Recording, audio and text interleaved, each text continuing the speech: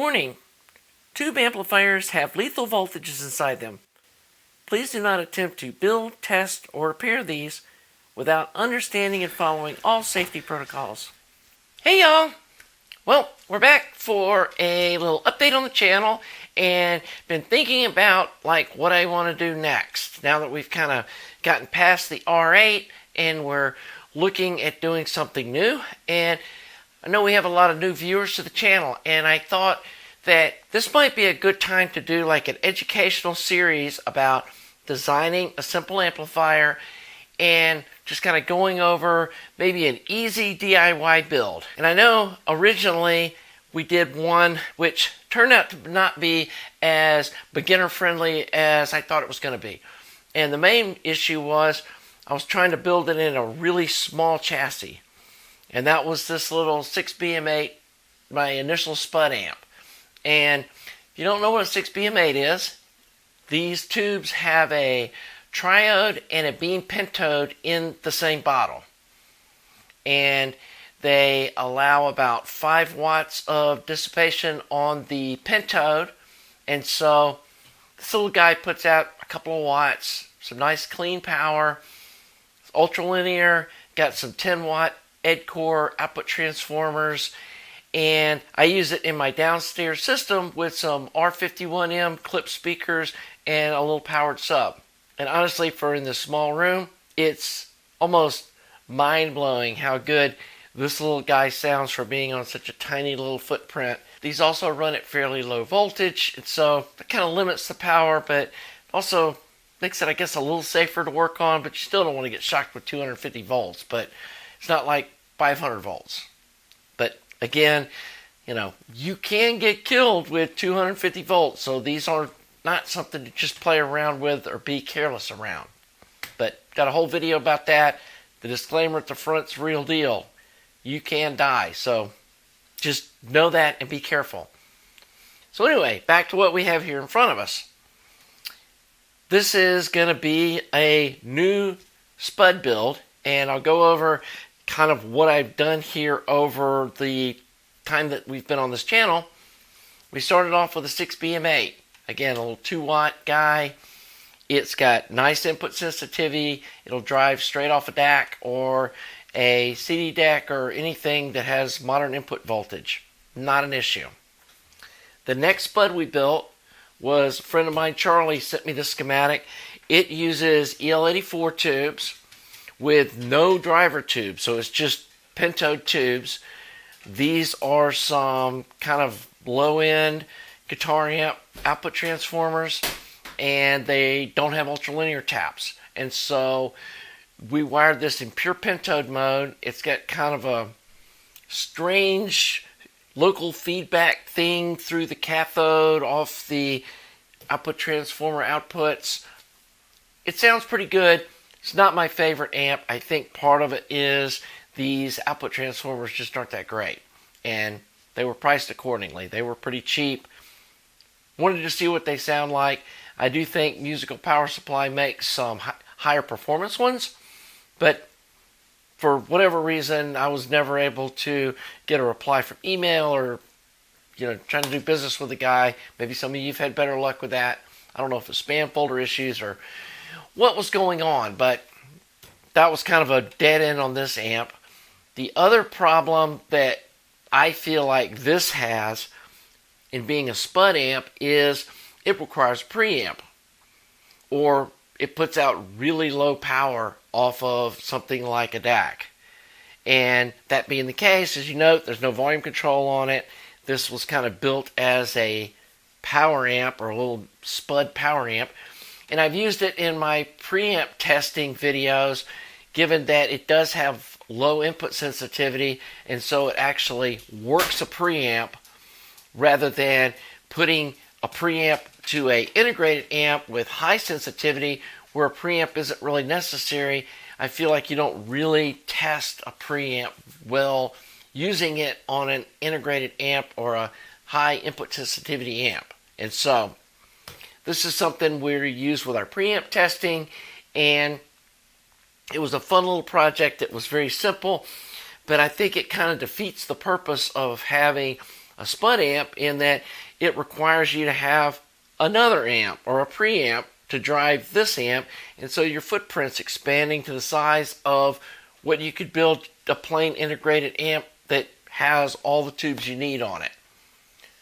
So, enter Spud 2.0. As you can see, the transformers, nothing's bolted down. This is just kind of showing you the layout of this thing. This is going to use some 6LU8 compactron tubes. And you're like, what's a compactron tube? Well, it's this kind of weird, at the end of kind of tube production, they came out with this 12-pin compactron tube socket. And the bottom of them looks like this. And it, has the little pins like a 9-pin, but there's 12 pins. And, these tubes have a pentode and a triode in the same bottle like the 6BM8. But the cool thing about these is the power pentode is a 16-watt max dissipation tube or element, which is over twice, almost 3 times, well, actually it is 3 times what these have. And so this amp should be able to make 5 to 6 watts of single-ended goodness, and the curves on the triode section look amazing, super linear, and I have a feeling this amp's going to sound really good. We're going to be using some 15-watt EdCore ultralinear output transformers, so we got plenty of headroom, and these larger transformers should help the bass. That was one of the problems with this amp. I'm not sure if it's the small output transformers or just the limited power of these little 6BM8 tubes. There's not a lot of bass. This works great with a powered sub. I'm hoping this will have enough power to drive like my RP600Ms in my main room and have this little guy as like a fully integrated, amplifier on a smallish footprint. It's not quite as small as this, but it's actually the same size chassis that I used for this. And here's the little 270DX Hammond power transformer we're going to use. Here's where I'm thinking about putting the tubes. That gives us some room here to put, this is our little volume control knob, which I think will look good. We're going to go with the kind of champagne gold color theme on this one. These little tube rings should fit nice. Going to use this little push-on power angel eye power button that I like. They like click on and click off, and it glows orange around the outside when it's on, which looks really cool. Again, here's my little compactron sockets. I got one more of these coming, and I think this is going to be a pretty simple little project. I am going to go through from start to finish on that video and show you like the online tools I use for coming up with what size coupling cap should we be using. Looking at the tube data sheet and deciphering out of the massive information that's on some of these data sheets, like what are the really important things to look at, and what are the ones that maybe if you're an electrical engineer make sense to really dive into, but for the most part that we can ignore when we're working on this kind of stuff. Remember, these tubes are originally like used in televisions and color televisions, and so the capacitances and all that stuff of the different elements really made a big difference when you're operating at the frequencies that these were originally operating at. We're operating them like at 1/10 or less of the frequencies that they were actually designed to work at, so a lot of that stuff is kind of irrelevant. The other thing I'm going to show you is how I use the power supply simulation software, the PSUD2 stuff. And we're going to start from scratch, going to design a power supply, and then look at like how I pick which power transformer to use. And again, how to pick which coupling caps and which bypass caps and go through the whole thing. We're starting from a schematic that Kegger, a guy that passed away that used to be a prolific poster at Audio Karma, who actually did the final tweaks to the Blue Glow KT88 amp that was super popular. And I've kind of looked at his schematics in the past. He's the one that really got me hooked on using shade feedback instead of global negative feedback, and seeing how well that works, especially on an ultralinear amp. And, getting away from, pure pentode stuff with global negative feedback, because that's got a very different sound. And I really like the way these amps, like my 6SQ7 EL34 amp, that was inspired by his design style. The other thing that we're probably going to do on this one, we use tube rectification. This has got solid state rectification. I think we're going to do that again on here. Just use a couple of diodes. A couple of reasons, which I will go into in the video series. Don't need to expand on that right now. But anyway, I think this is going to be my next project. I think it'll really help people that are new to tube theory and understanding tubes, kind of see how the thought process on going through making a schematic into an actual amplifier and choosing all the parts. And I think this is going to be a really good sounding little amplifier that's going to be unique and I think really cool looking, with just two little tubes here. Well, actually kind of two fat bottle tubes here in the middle on this little chassis. So anyway, enough of that. Let's look at what else we got in store. So next up is preamps, and more preamps. We got a whole slew of them here. These are some past winners of shootouts that I did. And this one really sounded nice. But the problem with it was hum. And especially if you have sensitive speakers, it was pretty objectionable. It's probably the most hum out of any product that I've tested and reviewed, but it really sounds good when music's playing through it. I did a little bit of work trying to tame the hum, but it has AC heaters to the 6S and 7 tubes. It also uses a printed circuit board, and it has the AC heater current going straight up the middle of the board underneath the tubes, which is far from ideal. And so this thing was a pretty simple direct coupled setup with one driver tube and a cathode follower, so that it has fairly low impedance on the output, so this thing could drive a solid state amplifier. And using 6S and 7 tubes, which are very popular and very good sounding tubes, I think this could be a winner if it was rewired point to point. It does have a 120 volt power transformer, but I am going to go ahead and do a point to point wiring of the circuit in this, and do the proper heater lead dress and all that to the tubes to get rid of the hum. I still think we can probably get away using AC heaters, even though it's a preamp. But if we have to, we can do DC heaters and whatever. I don't know if it's got, I can't remember, but I don't think there's a center tap on the heater winding, which can also create problems. So we may need to create a virtual center tap for doing the heater wiring on this. But anyway, this thing sounded so good, I think it deserves further attention. Next, we have the little 4S, keep it simple, stupid preamp that uses one tube.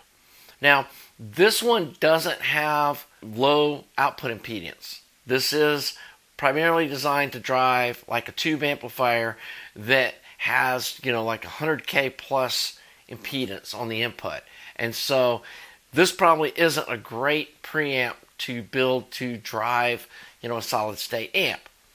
But something like the little Spud amp that we had in the previous segment, this is perfect. This guy sounds really good.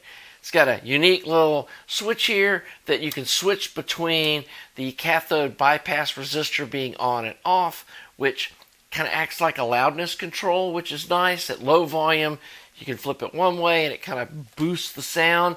But then when you turn the volume up, you flip it the other way and it pulls the distortion down. So kind of a cool little amp. It's going to get thrown in the mix because honestly, it was one of my better sounding preamps these two I would say are kind of a tie, and this one has the advantage of having a low output impedance. So next we have the little FX10, which is, everybody has heard about this guy. There's thousands of web pages about people doing crazy mods, and just some of them are nonsense, to be honest. I mean, it's similar to what I saw with the R8. It seems like there's people that don't understand tube theory, just kind of throwing parts at them, and putting these giant capacitors on the outside of it and stuff, and I don't really know. I haven't even really dove in to the circuit design of this one. This is the pure tube one. I don't believe this is the model that has an op amp in it, but again, I haven't really dove into this, but on an initial testing, for being so tiny, this little preamp sounds pretty good, and it's super cheap.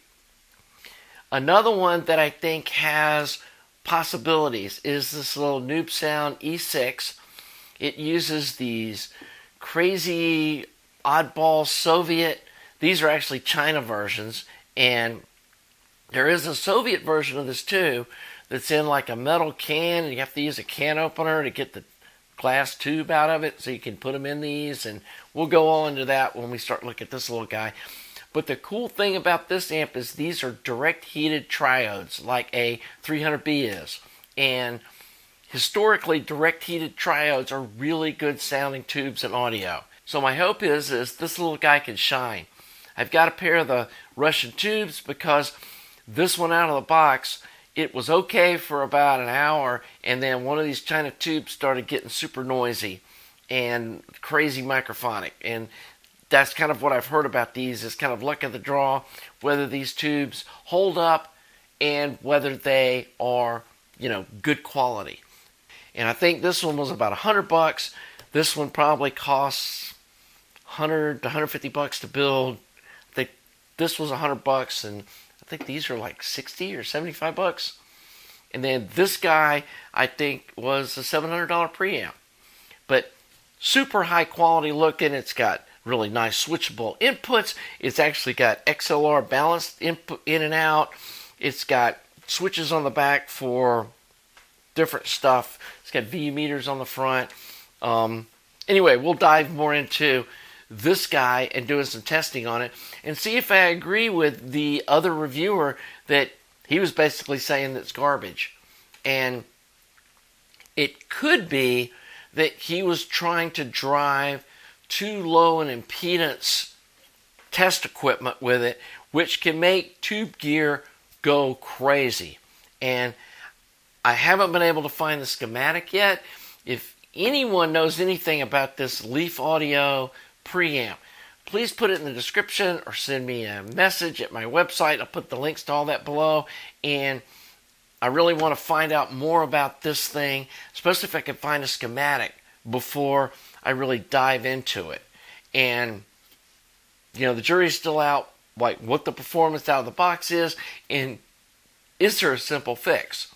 I mean, I think this thing, they put Mundorf caps in it. Whether they're real ones or not, I don't know. But, I could compare and see. But it looks like a high quality, at least intended product. And we'll find out whether they missed the mark or not. And then let's look at the one last thing for today. And then finally, like a bad rash, the 6P1 Nobsound amp is back to haunt me. And I know you saw my Monday monologue where I was really ragging on this thing and got super frustrated. I mean, I was hoping that I could keep this cast-coated 6S and 7 front end and then just simply wire these output tubes that were originally triode wired as a pentode and put some global negative feedback in them, possibly to tone down the distortion that would create and get some good power out of them. Man, it went crazy when I tried to do that. And I started getting like just off the chart, like 20% distortion. And then tried to put some global negative feedback in it. And then it was going like this and just well, not quite like that. It was more like this, and then came up and down. And eventually it was making 5 watts. But I couldn't tame the distortion. And I think part of it is this 6S and 7 front end is operating at like totally the wrong operating point. Plus it's super overcomplicated because we only need 30 volts peak to peak of swing on the grid of these tubes to make peak power. And you know, with this same setup in my 300B amp, I was getting 145 volts peak to peak, which is needed to drive a 300B tube. So it's like, this is just the wrong direction to go, trying to make the original topology work. And then at one point, I was going to put this giant power transformer on it to try to fix the, you know, overheating and the low current that this is providing, to try to really drive these tubes where they need to be, potentially even do a push-pull version of this. And this is for a later day. I think there is a possibility of turning this into like a super 6P1, doing it as push-pull with, you know, different driver tubes, maybe a 6SL7, make it a push-pull, change the output transformers, change all the iron. But then we're putting a ton of money into this little guy. So we're putting that to the side. We're going to focus on this. And I think what I want to do is get back to my root design philosophy of let's keep it simple. Okay, there's no reason to have these dual triodes in a cascode for this design. Don't need it. Let's put a single triode in each side. And I could either use a 6SQ7 like I did in my EL34 amp, or we could use a 6SF5 or a 6F5, which is what I may do, that has a top cap, and that'll give you kind of a cool look to have the grid wires come up into the little cap sitting on top of the tubes. So, single triode for the driver. That's going to simplify the front end immensely, and those are 100 amplification factor, or MU tubes, that can supply enough drive to put some global negative feedback into this thing to tame the distortion.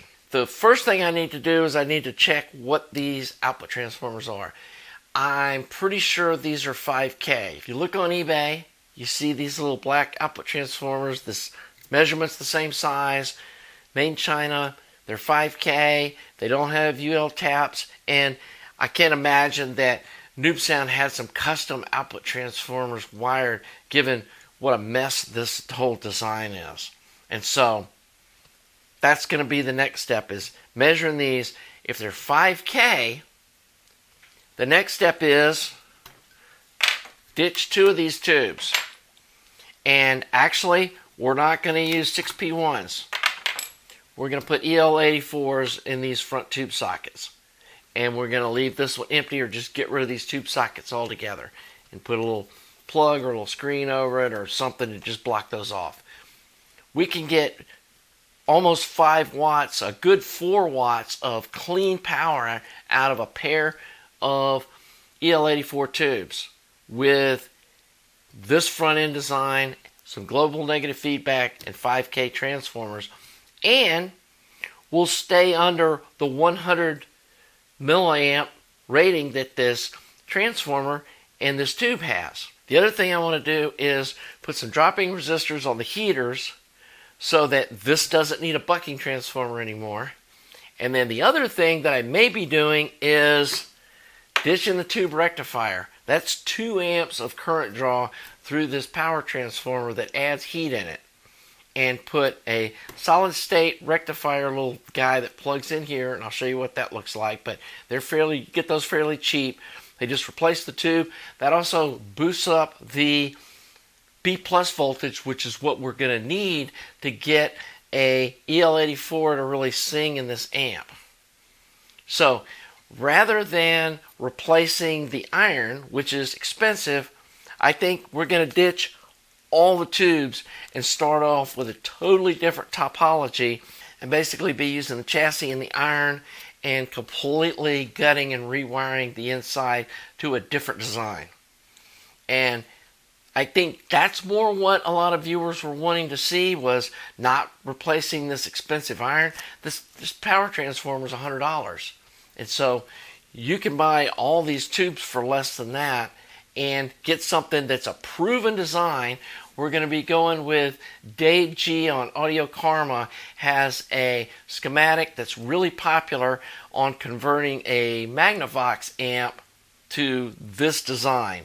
And I think I'm just going to copy what Dave's done, put it in this chassis, and I know it's going to work if these are 5K transformers. So that's going to alleviate all this frustration I was feeling and what I was ranting about the other day. And at the end of the day, we're going to get over twice the power that this thing was making with all these tubes in it, and make a lot less heat. The transformer is going to be safe, and the whole amp's going to be a lot more reliable, and it's going to sound better. So I know I was like saying I'm done with this thing. For some reason, I just can't let this go. I mean, maybe that's my personality. But anyway, I guess too, eventually what we could do is, if this really does work great with an EL84 tube, is then try to make it work with the 6P1 tubes, which are similar but a little different. But I want to use the tube complement that is known to work before I start trying to play with these again. So anyway, that's where this is at. So I think this is kind of where we're going to wrap this up for today. I think we got a good plan for working through some of these projects. I'm really excited about the Spud 2.0. I like using oddball kind of tubes, and that definitely fits that bill. And you know, I don't know why I can't give up on this little amp, but I just can't. I'm going to do something with it. And also the preamps are going to be fun, and I know preamps are super popular. People seem to just really gravitate to the preamp videos. So again, if anybody knows anything about that Leaf Audio amp, please send me in the comments or in my, contact thing on my website some information about that. That'd be super helpful. So if you're enjoying this content, please subscribe to my video, consider joining my Patreon, and until next time, have a nice day.